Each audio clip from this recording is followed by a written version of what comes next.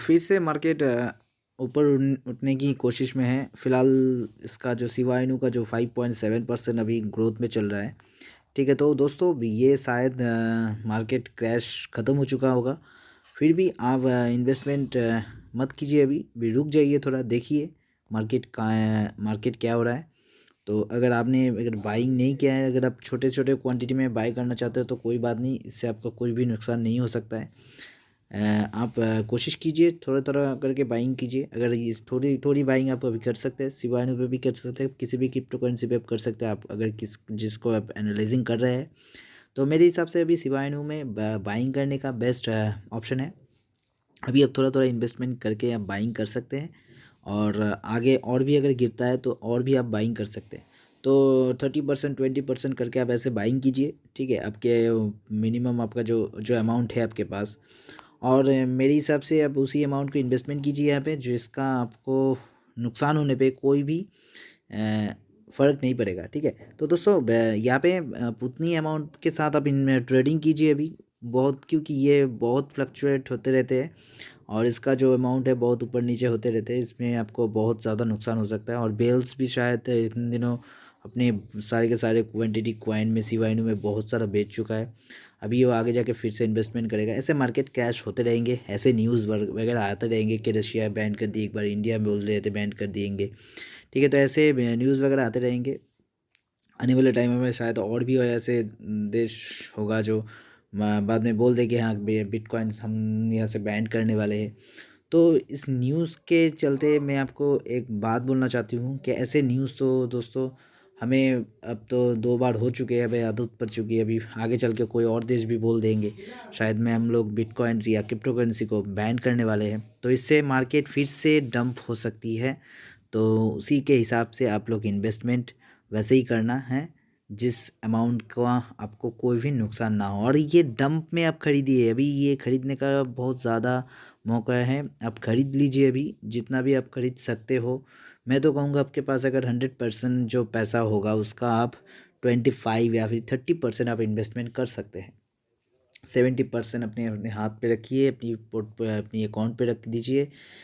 आगे चल के अगर ये फिर से थोड़ा सा भी डंप करे तो उस पैसे को आप इन्वेस्टमेंट कर सकते हैं और उससे आपका बहुत ज़्यादा मुनाफा हो सकता है।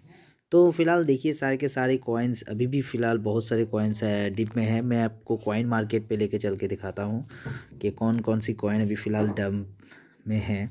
तो मेरी तो बेस्ट टारगेट तो मैं फ़िलहाल अभी शिबा इनू और बेबी डॉज कॉइन पे ले रहा हूँ, क्योंकि ये दोनों कॉइन अभी बहुत ही ट्रेंडिंग पे चल रही है। और जिस तरीके से बेबी डॉज कॉइन अपनी अपनी कम्युनिटी को बढ़ाया है, तो आगे चल के ये शिबा इनू का भी जगह ले सकता है।